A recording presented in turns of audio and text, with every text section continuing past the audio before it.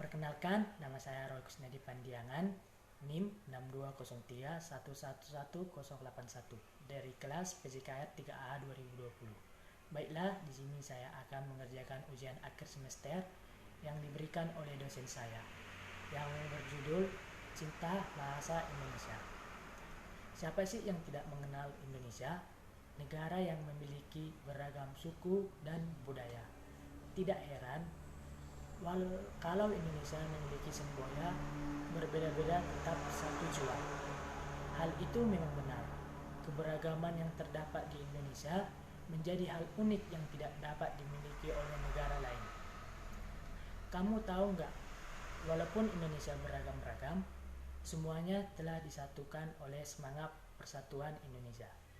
Bahkan, bahasa pun dipersatukan dengan bahasa Indonesia. Sebagai warga negara Indonesia, kita wajib bangga memiliki bahasa persatuan, yaitu bahasa Indonesia. Faktanya, ada kurang lebih 145 negara di dunia telah mempelajari bahasa Indonesia.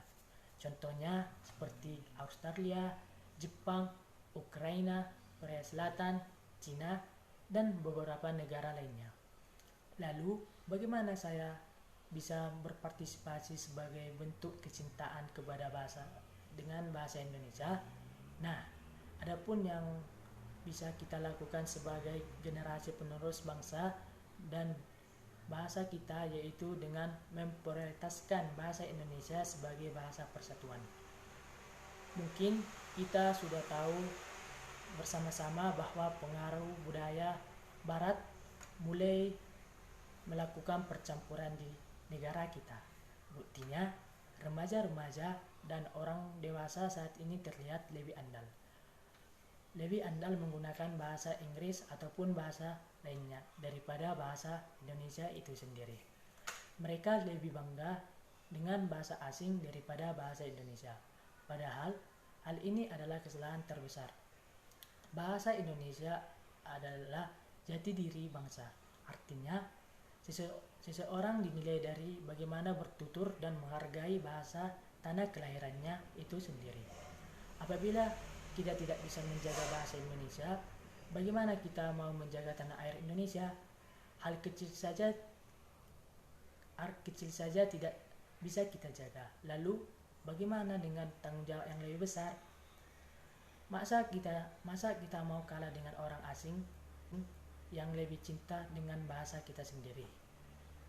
Cara lain yang bisa kita lakukan adalah dengan memperkenalkan bahasa Indonesia di berbagai event-event berskala nasional maupun internasional. Seperti yang kita tahu bahwa banyak event-event besar yang melibatkan Indonesia. Banyak event-event berskala internasional yang dapat dijadikan kesempatan untuk mengenal bahasa Indonesia ini. Melalui penayang video-video mengenai bahasa Indonesia